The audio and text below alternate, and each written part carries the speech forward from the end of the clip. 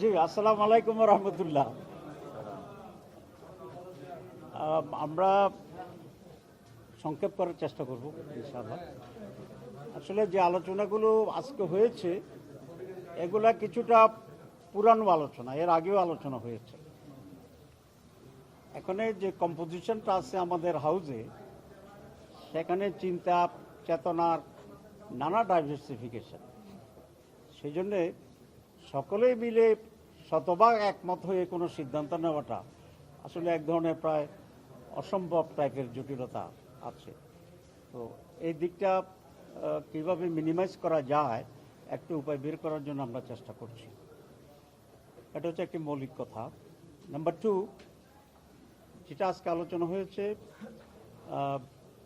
প্রথম যে আলোচনা ছিল সেটা হচ্ছে আমাদের কতগুলো সাংবিধানিক কমিটি যেগুলো আছে সেই সব ব্যাপারে একটি অ্যাপয়েন্টমেন্ট অথরিটি তৈরি করার ব্যাপারে, যেটাকে আগে ন্যাশনাল কনস্টিটিউশন কাউন্সিল বলা হয়েছিল, সেটা একটু নাম পরিবর্তন করে সাংবিধানিক এবং সংবিধিবদ্ধ সংস্থার নিয়োগ কমিটি হিসাবে এটাকে করা হয়েছে। এটা কারণ ছিল এনসিসির ব্যাপারে ব্যাখ্যায় কারো কারো একটু বিভ্রান্তি ছিল যে এটা সরকারের চেয়েও হায়ার বডি কিনা, আসলে তেমন কিছু না।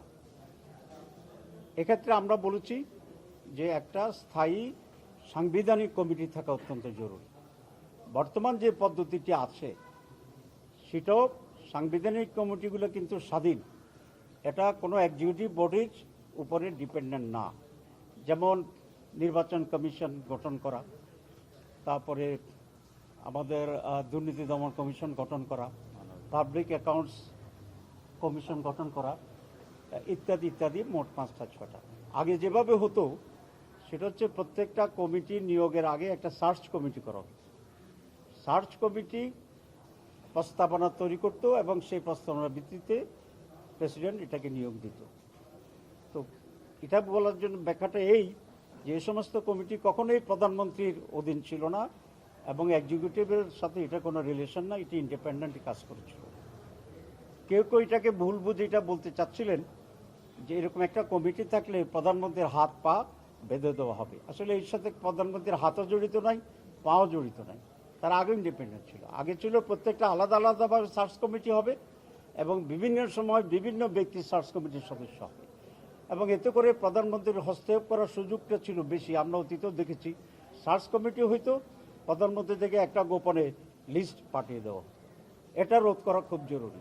এই জন্য আমরা বলেছি যে একটা উচ্চ পাওয়ার বিশিষ্ট স্থায়ী কমিটি, কনস্টিটিউশন কমিটি থাকবে, যেখানে প্রধানমন্ত্রীর হস্তক্ষেপের উপরে হস্তক্ষেপ হবে, যাতে প্রধানমন্ত্রী বা অন্য কোনো একজনকে হস্তক্ষেপ করতে না পারে। এখানে প্রধানমন্ত্রীর ক্ষমতার সংকুচিত বা পরিবর্তনের কোনো ইস্যু নেই, কারণ এটা আগেও ইন্ডিপেন্ডেন্ট ছিল and it was never under the prime minister or executive. 3 দিন ধরে এই আলোচনাটাই চলছে, কিন্তু কেন এই ঐক্যমত হইতে পারা যায় না? আপনি প্রথম বলছেন যে আসলে ঐক্যমত বলতে সব একসাথে হওয়া সম্ভব। হ্যাঁ, আপনার জবাব দেব। তো সেই জন্য এই কনসেপ্টটা ক্লিয়ার হওয়া দরকার যে এই ধরনের একটি বডি, কনস্টিটিউশন বডি গঠনের মাধ্যমে প্রধানমন্ত্রীর ক্ষমতার হস্তক্ষেপের কোনো সুযোগ নেই, আগেও ছিল না। এটাকে এনশিওর করার জন্য এটা করা হচ্ছে। দুই, এটার যে কম্পোজিশন, সেই কম্পোজিশনটাও এখানে ব্যালেন্স করা আছে। যেমন প্রধানমন্ত্রী এটা মেম্বার থাকবেন, লিডার অফ দি অপোজিশন এটা মেম্বার থাকবেন, স্পিকার যদি আপার হাউস থাকে তাহলে আপার হাউস এবং লোয়ার হাউসের স্পিকার থাকবেন, প্রধান বিচারপতিকে রাখা হয়েছিল, এটা আমরা ম্যানেজ করেছি, একদিন বলেছিলাম। তার একজন প্রতিনিধি হিসাবে সুপ্রিম কোর্টের একজন বিচারপতি থাকবেন এবং প্রেসিডেন্টকে প্রস্তাব করা হয়েছিল অরিজিনালি, এটা আমরা নাকচ করেছি, সকলে একমত হয়েছে। প্রেসিডেন্টের পক্ষ থেকে একজন প্রতিনিধি এখানে থাকবেন। সুতরাং এখানে গভর্নমেন্টও আছে, গভর্নমেন্টের বিরোধী যারা তারাও আছে এবং আরও দেশের রেসপেক্টেবল পার্সোনালিটিজ এখানে কম্বিনেশন আছে। এটা আমরা দেশের জন্য অত্যন্ত জরুরি মনে করি। দেখেন, এখনও আমরা বলি যে আওয়ামী লীগের ভূতেরা সচিবালয়ে এখনও সচিব রয়ে গেছে, তাইলে ভূতের আসর তো হয়েছে। এখন ভূতের আসরমুক্ত, নিরপেক্ষ, যোগ্য, মেধাবী, ডিজার্ভিং লোকেরা যেন এই সমস্ত জায়গায় অ্যাপয়েন্টমেন্ট পায়, সেই জন্যই আমরা অপোজিশন, পজিশন এবং আরও রেসপেক্টেবল লোকদেরকে নিয়ে একটা ব্যালেন্সড কনস্টিটিউশনাল কমিটি গঠনের প্রস্তাব দিয়েছি। এটার সাথে আমরা একমত। এটা হচ্ছে না এই জন্যই বলেছি এখানে বিএনপির আপত্তি আছে। বিএনপি কনস্টিটিউশন কমিটি এরকম গঠন করুক, এটা তারা এগ্রি করছে না। তো অধিকাংশ মোর দেন 2/3 এটার সাথে এগ্রিমেন্ট করা হয়েছে। তো আমরা এই জন্য আজকেও কনক্লুশন হয়নি, কিছু আবার রিফর্ম করা হয়েছে, একটু পরিবর্তন করা হয়েছে, করার পরে আরও কাছাকাছি আসা যায় কিনা, কারণ এগুলো অত্যন্ত গুরুত্বপূর্ণ এবং যত বেশি ক্লোজার হওয়া যায়, একমত হওয়া যায়, তাতে কল্যাণ বেশি।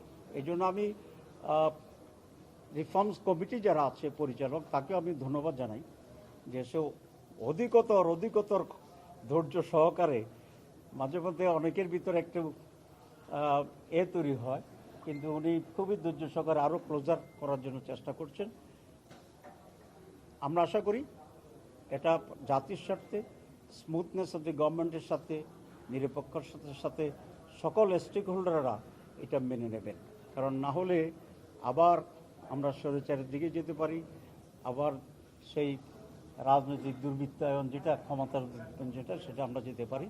আমি মনে করি এরকম সংস্কারবিহীন একটি নির্বাচনের যদি আমরা এগিয়ে যাই, সেই নির্বাচন দেশের পরিবর্তন আনবে না, আবার ব্যাক টু দি প্যাভিলিয়ন হয়ে যাবে। এবং এরকম নির্বাচন, অনিশ্চিত নির্বাচনে দেশের মানুষ যাবে কিনা সেটা মানুষকে আবার ভাবতে হবে। তো এটা হচ্ছে এই। আর যেটা আপার কক্ষ, আমি আরেকদিনও বলেছিলাম, আমরা ইন প্রিন্সিপাল বাইক্যামেরাল পার্লামেন্টের সাথে ব্যাপারে আমরা একমত আছি। উপর কক্ষ যেটা আছে সেটা যেন একটু এক্সপান্ডেড হয়, শুধু এমপিদের ভোটে যেন না হয়ে যায়, তাহলে তো একই দলের একই রিফ্লেকশন হবে। সেই জন্য আমরা বলেছি এখানে জনগণের ভোটে রিফ্লেকশন থাকতে হবে, সেই হিসাবে প্রফেশনালিটি হবে, পিআর যেটা আমরা বলেছিলাম। এখানেও মোর দ্যান 2/3 ইতিমধ্যেই মত প্রকাশ করেছেন পজিটিভলি, বাকিটা এখন আলোচনা প্রভাবন আছে। একটু ডিফিকাল্ট হলেও time will solve, I think. এবং ন্যাশনাল ইন্টারেস্টের ব্যাপারে আমরা সকল রাজনৈতিক দলেরা ঐক্যবদ্ধ হইতে হবে, এটাই দেশের জন্য প্রয়োজন এবং কল্যাণ। আপনাদের সবাইকে ধন্যবাদ। জি, তো থ্যাংক ইউ ভেরি মাচ।